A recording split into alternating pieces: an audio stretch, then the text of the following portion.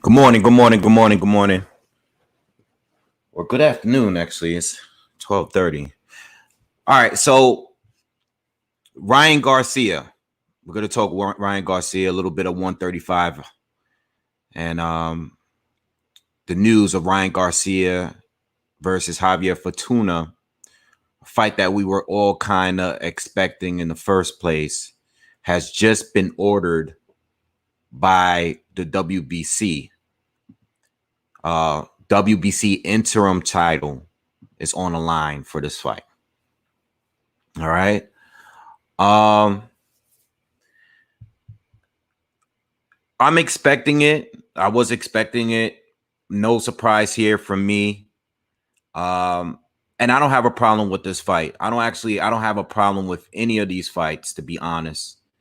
Because these fights were all expected.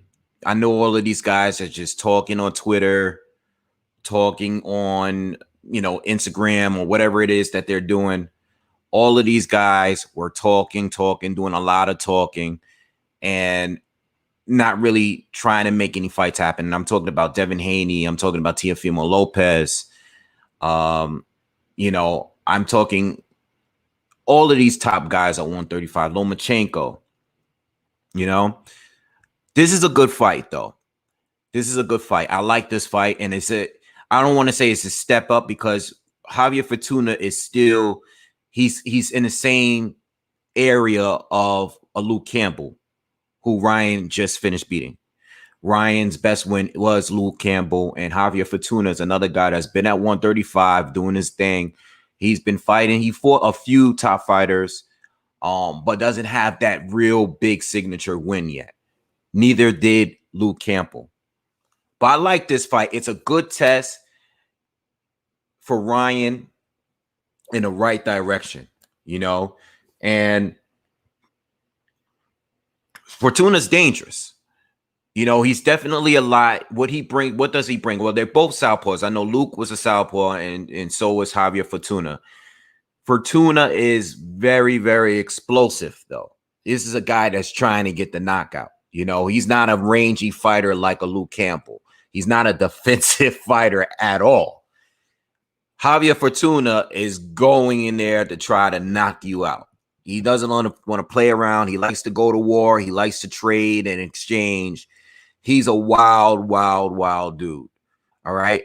He's coming off of the win against Antonio Lozada, which was a pretty good win because Lozada is another fighter that beat Felix Verdejo. He gave Felix Verdejo's first loss. What's up, D-Style? What's up, Cano Loco?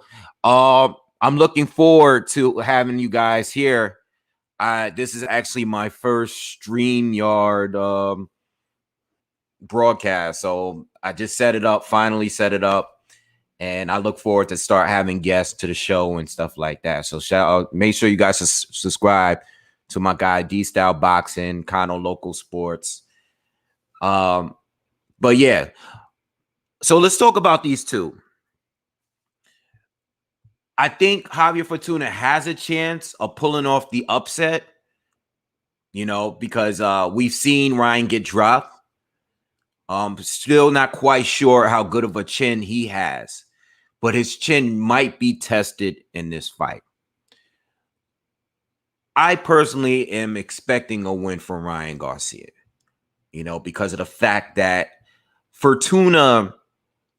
Ryan's going to take a different approach. Ryan's going to be the same guy that we saw before the Luke Campbell fight. And that fight, Ryan pressed the action.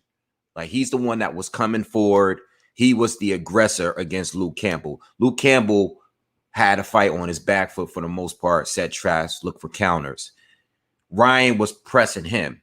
Ryan doesn't have to press Javier Fortuna. Javier Fortuna is going to be looking for him in that ring.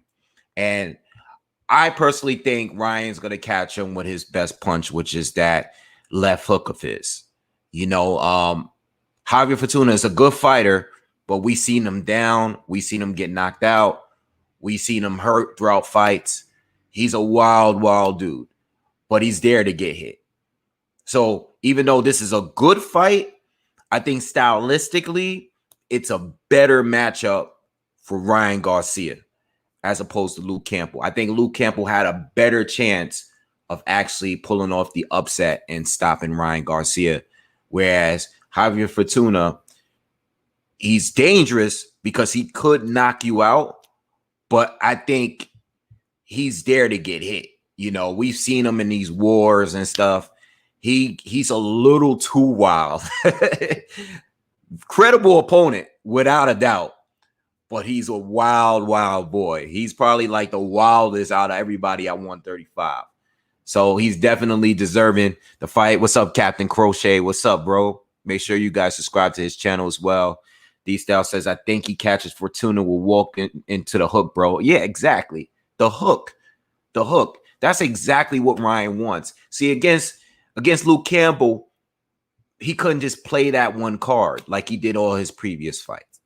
You know, he came at hoop. He was shooting a straight right hand, and it was a different kind of strategy in that fight. Whereas in this fight here,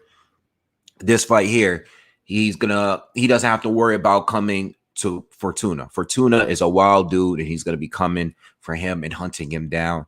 And he's going to be looking to expose Ryan Garcia himself. All right. He's not a fighter that's all about fundamentals and defense, and he's not a real technical fighter. Fortuna is a guy that likes to exchange. He likes to go to war, and it's a good fight for Ryan. You know, I think Ryan is definitely going to win the fight, but very, very credible opponent. But that's not all I wanted to talk about. This fight, by the way, I believe they have purse bid in sometime in April. All right, so I was expecting this fight. As I was saying earlier, I was Brooklyn. What's up, bro? I was expecting this fight. I'm expecting Devin Haney to fight Jorge Linares. We already know that Teofimo Lopez is going to be fighting George Kambosos. But Kambosos, I believe, is the mandatory for 2 of the titles. All right, so we got that fight down. You know, we got Lomachenko. Last thing I heard, he's supposed to be fighting Nakatani. Now, I know Lomachenko and Haney been going and having the exchanges. There's not 1 minute where I believe that fight was actually going to go down next. Okay? I don't believe it. Like I told you guys before, I don't believe the call-outs. I don't believe the Twitter beef. I don't believe in any of that no more. You know, unless a fight is actually scheduled, signed, and sealed, and scheduled, not just signed. I mean, actually scheduled. We have a venue. That's the only time I believe a fight is going to happen. I don't believe what these fighters say in interviews anymore. I don't believe any of that stuff. All right. So the last thing we heard from Lomachenko is he's going to come back and fight Nakatani. All right. The last thing I heard from Devin Haney is he was going to fight Jorge Linares. All of these fights are solid to me. I have no issues with any of these fights at all. My thing is with 135. These are all legit fights. All legit fights. Right? If these fighters are able to win, if the winner of Teofimo Lopez and George Kambosos, whoever wins that fight, you know, if they don't have a rematch, we should be gearing up to see one of those two fighters. It's basically like a tournament at this point. If you really think about it, let me pull up box record real quick. Let's see let's see who's at the top. And let's just play it like this. Let's just say, let's be realistic. Most likely we're not going to get exactly what we want next because it's boxing at the end of the day. So if we don't get what we want next, right? Let's say Teo beats Kambosos. Let's say if Lomachenko beats Nakatani. Say Haney beats Linares. Say King Ryan beats Javier Fortuna. If the winners of those fights don't face each other in some form or fashion by the end of this year, there's still other opportunities and fights you can mix it up just in case they still want to protect or build up these fights for the following year, which is next year. So if we don't get these fights this year, there's still Richard Comey out there. Now we know Teo already knocked him out, so we won't be seeing that fight.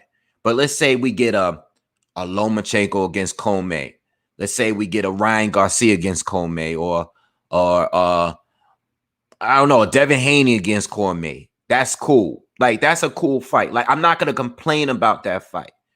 You know what I'm saying? I'm not going to complain about that. You still got guys like Ivan Mendy. He's still out there. He beat Luke Campbell in the past, you know? So maybe we can get one of those fights. Ivan Mendy, I believe, let me click on it. I don't think he's lost.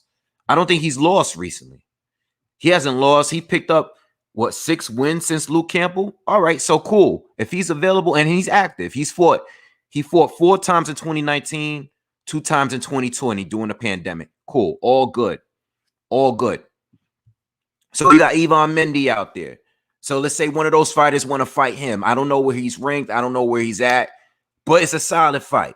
You know, it's a solid fight. Luke, I feel like Luke is kind of out of the picture. I think Luke would need to fight like a Comey or Mendy to even put himself back in that position. You know, I think what's this guy named? Felix Verdejo's another guy. He just lost to Nakatani. So maybe he shouldn't get a championship fight, but he should get a fight against another top contender to maybe put his name somewhere in that space. You know what I'm saying? So these are all possibilities here. I'm just going down a list. I think we should just leave Gamboa alone. I think that, I'm sorry. We also got Rolly Romero. You know, he has a lot of internet beef with these guys. So throw him in the mix. I believe he's number 1. Let me pull up the rankings real quick. Rolly Romero, I'm sorry. I think he's number 1 for one of these sanctioning bodies. I think he's at the top somewhere. Yeah, okay, I got it up. He's the number 1 for the WBA, but then WBA also has the world title. You know how the WBA, they have 16 titles. So they got Teofimo Lopez at the top. They got Gervonta Davis at the world level. Then they got Ivan Mendy, who I was just speaking on, at the gold level. And then you have Rolly Romero, who's at the number 1 position right now. And then under him, you got Lomachenko, you got Linares, all right, and it goes on and on. So you got Rolly Romero, who's also a lot of people been talking about because he's been doing a lot of talking on he's been doing a lot of talking with I believe, was it Teo or was it Devin Haney? I think one of these guys, he's been doing a lot of talking. D-Style, I just read your comment. If you didn't get the notification, it's probably because I just tried the StreamYard thing out and maybe I did something wrong with that. I don't know. I'm learning how this works. So this is my first time doing it. And I kind of feel that the notification, because usually there's people waiting in the room before I start. And today I didn't get anything today. No notifications on anything at all. So maybe, you know, I'll work this out. Still trying to learning how this thing works. But yeah, so hopefully Blue Collar Sports TV says hopefully the winner of Garcia versus Fortuna fights the winner of Haney and Linares. Yeah, I hope that. I hope that we 135 by 2022 should be all sorted out. It's basically set up as a tournament right now, because if all of these fighters are going to be fighting the next guy, if Loma's going to be fighting Nakatani, excellent fight for a comeback fight. If Haney's going to be fighting Linares, excellent fight for him. By far the best test on his resume. Old champion against new champion. Excellent fight. Lopez against Kambosos. Kambosos number 1 in 2 separate sanctioning bodies. All right, just beat Lee Selby. Good fight. You know, T already beat 2 champions. Kambosos is number 1, and I think he's a proven, I think he's a worthy opponent. And Fortuna is a worthy opponent for Ryan Garcia. He's at least at the level as a Luke Campbell. All solid fights. There should be no excuses, no problems with trying to get any of these fights popping after. Kano said, I did it right on YouTube. Yeah. Sometimes, people don't get notifications when I do it the normal way neither. So, I don't know what's going on. Whatever.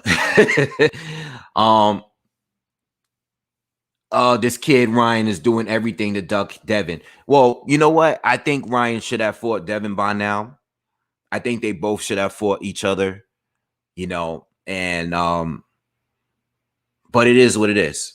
I think Ryan, what's his reason for not fighting Devin? I think between those two, I think Teo has moved a lot further along. By beating Komei and then beating Lomachenko and even beating Nakatani. He beat Nakatani. Nakatani knocked out Felix Verdejo off a layoff. So Teofimo is in a different category right now as far as resume. Yes, he's in the same class as these fighters, but he's been doing a lot more work. I don't know there's no reason behind why Ryan and Devin can't get it on right now. There's no reason behind it. They should be fighting right now. They should be definitely fighting. But people are going to go and say the same thing about Devin Haney and Teofimo Lopez. But I think that makes a lot more sense because Teo fought two champions back to back. Instead of fighting Devin Haney, he fought two legit champions. He fought two fighters that actually won their titles, whether they were vacant or not. Komei won his title. Lomachenko won his title. All right. So Teo is doing what he's supposed to do. Plus he beat Nakatani, who I believe is better than the current version of Gamboa that Devin Haney had. I think Teo has three people on his resume that you can argue is better than anyone that Devin Haney has fought. Three people. You can make that argument. All right. And this is why I'm not rocking with that 4 King thing. I think, I don't know who started that. The 4 Kings of 135 with Devin Haney. I think Tank is one of the kings in boxing. That's disrespectful to the real 4 Kings. You know what I'm saying? The real 4 Kings that actually fought each other.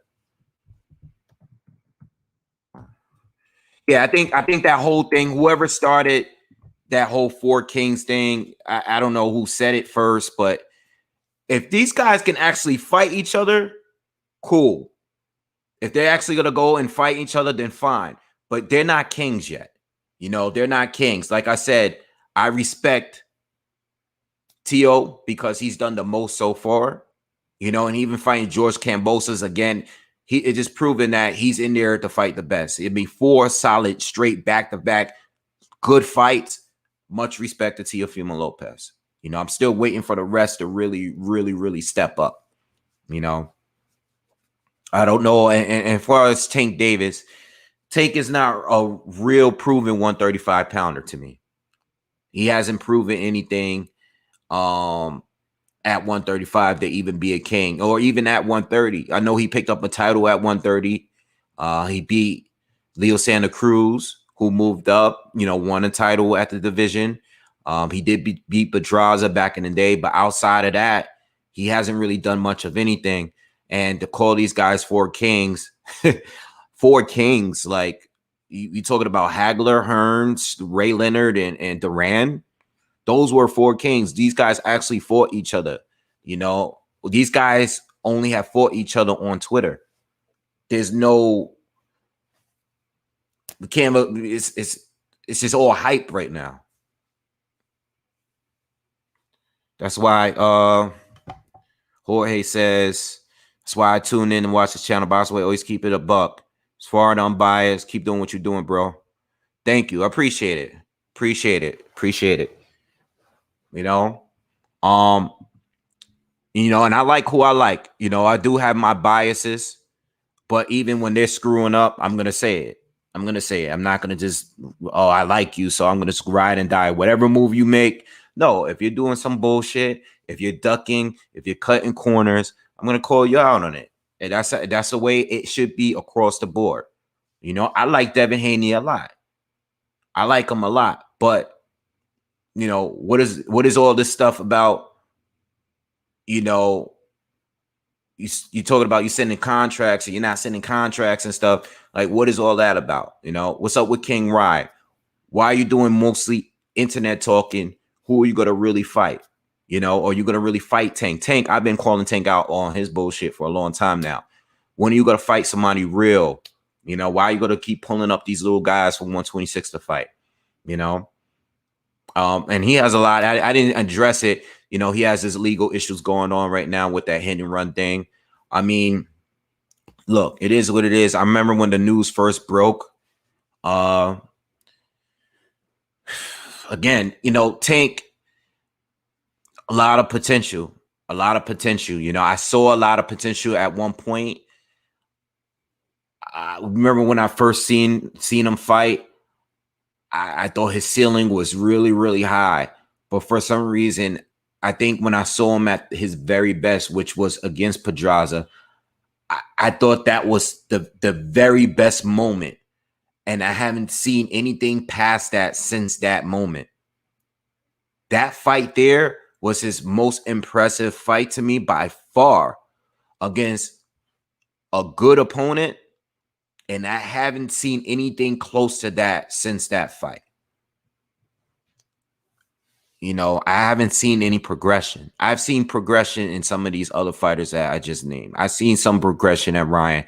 And some of these guys need to keep stepping up. I've seen progression in Teofimo Lopez. I've seen progression. But with Tank, he's a little older. And since that fight, I haven't really seen much. Plus, he's been getting caught up with the issues outside of the ring. He needs to get it together. I hope he gets it together, because I really want to see him prosper, because he's a really, really good talent. A lot of people compare him to Adrian Bruner, and there's a lot of similarities there. I mean, plus they're tight, but there's a lot of the way they move, very, very similar in some ways. And I hope he keeps pushing and I hope he gets it together, man, and stay out of trouble. Just get off the streets, stop getting caught up, getting emotional with these, the women that he's dating in his life, all the stuff we seen on camera. Hopefully he can get it together, man. I don't know what he needs to do. I don't know if he needs to move to Vegas. I said this before, when him and Floyd was beefing before, maybe you need to move to Vegas, get out of B More, wherever you're staying at, and just focus solely on boxing if you want to. If you don't want to and you just want the bag and fight every now and then for the bag, then do whatever you want. But people ain't gonna respect it like that. We're not gonna be bringing you up in pound for pound conversations and stuff if you're gonna keep winning these regular titles or you're gonna keep missing weight. You're not gonna get that kind of respect. But I like Tank, man. I hope he gets it together. Lomachenko, I'm looking forward to seeing him return. I'm not completely counting him out. Yes, he lost to Tio. A lot of people want the rematch, but Nakatani is not going to be an easy fight. It's not going to be an easy fight. That dude can box. The volume is high. He has a good 1-2. He has good legs. He has a good chin. He's proven he has a good chin. I know he got knocked down by Verdejo, I believe, a couple of times in that fight. But he got up and he pulled the fight out. He pulled the win out. He got the knockout, So I'm looking forward to see Lomachenko come back and fight Nakatani. And I think that's an excellent fight to have. I mean, you coming off of a loss, just had surgery. I believe both times he had surgery. When he had surgery before, he came back and forth with Pedraza. That's a good-ass fight to have on your first fight back from surgery. Now, if he comes back and fight Nakatani, that's good. I know Devin Haney and him been going back and forth and everything like that, but there's not. I didn't believe for one moment that they would actually fight each other next. You know, do I think Devin should have jumped on it? If the opportunity was there and he didn't jump on it, shame on him. He should jump on it right away.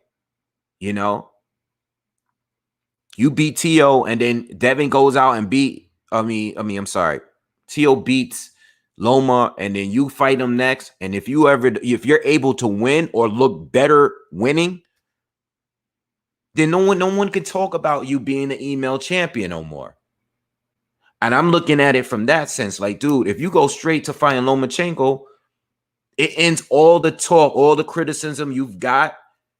It ends it.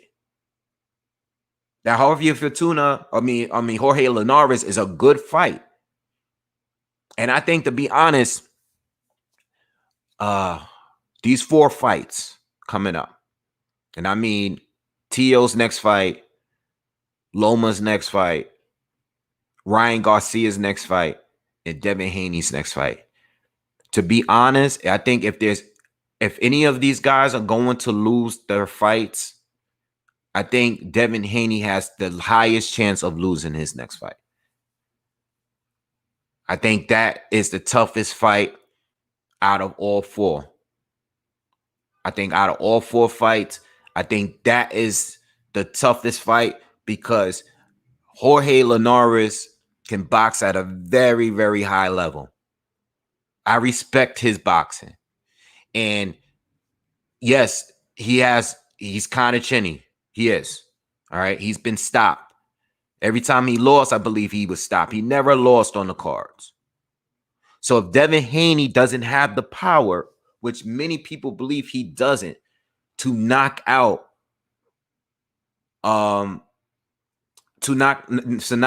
Jorge Linares, and this has to be a straight boxing match, it's a 50-50 fight, in my opinion.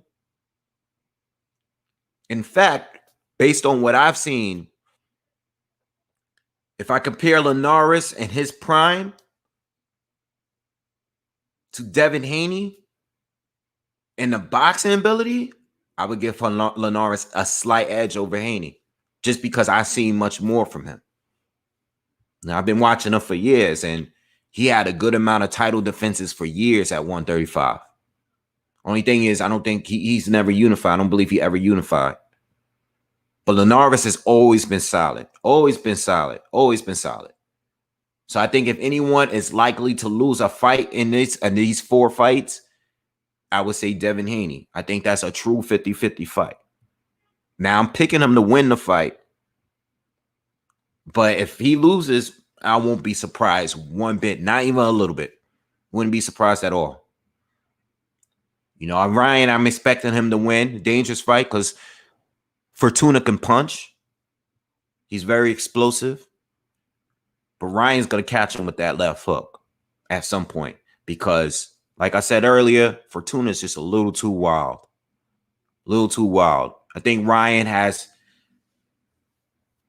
I think he's... What I've seen from him at this point, I think Ryan's going to be able to handle Fortuna. Fortuna has been chinny.